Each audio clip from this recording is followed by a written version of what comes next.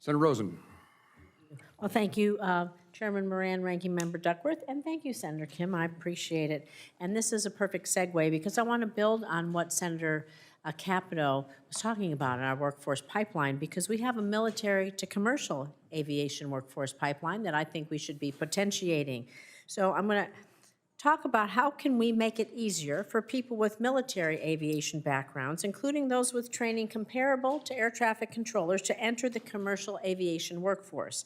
You know, Nevada plays a major role in national security and aerospace sector. We're home to Nellis Air Force Base, Nevada Test and Training Range, Creech Air Force Base, and Fallon Naval Air Station. Numerous other equities engage in aviation. Nellis is 7 miles northeast of Las Vegas, which covers more than 14,000 acres, and its ranges provide 15,000 square miles of uninterrupted airspace for flying operations. An estimated 12,000 military and civilian personnel work at Nellis, making it one of the largest employers in southern Nevada. So Administrator Bedford, while individuals working as military air traffic controllers may be able to bypass some portions of FAA's ATC certification process to become civilian controllers, they would still need to undergo additional training. So can we talk about how we might leverage this pipeline? You have people who've really been in the mix of some very heavy training and lots of good experience. How can we break the barriers down to bring them into the commercial workforce? Well, thank you for the question, Senator Rosen. As you may be aware, many of our controllers do come from a military background. In fact, our chief operating officer is a former Navy guy. So we welcome that experience. We welcome that discipline to join our team. If there are barriers of entry, I'll confess I'm not sure what they are, but I'd be happy to work with you. Perhaps you could report back to this committee, because our veterans, our veterans really want to be able to do this, and so maybe you can take a look at it. Come work with our team to talk about the barriers. We can talk with some of our folks at Nellis and see what they're thinking as well, because I think we're missing out on a really great opportunity for our veterans to come into really important jobs in airline safety and aviation safety. They've been doing it for our men and women in uniform, and there's no reason that they can't take that pride of ownership and continue to do that for the rest of the country. So we can work on that offline.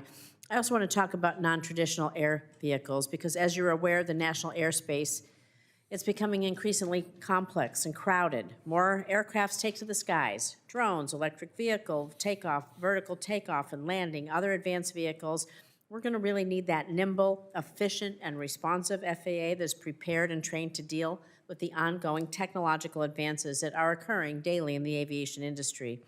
So we talked about workforce as far as air traffic controllers, but how are you going to ensure that the FAA has a robust workforce overall, the technical capacity, the institutional focus needed to help the aviation industry stay on the cutting edge of innovation, being a global leader, and ensuring that safety?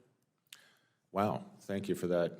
That's a lot in there. It's a lot, but I mean, but there's a lot going on. Every day there's a new kind of drone, a new kind of thing happening in the commercial space. And so how do you respond to that? How are you going to bring people up to deal with that and even look forward to keep our airspaces safe? That's really the end game here, right? Well, you're probably aware that President Trump has issued numerous EOs to unlock drone dominance, to create EIPP. So where are we going to get the workforce to be sure everything's safe?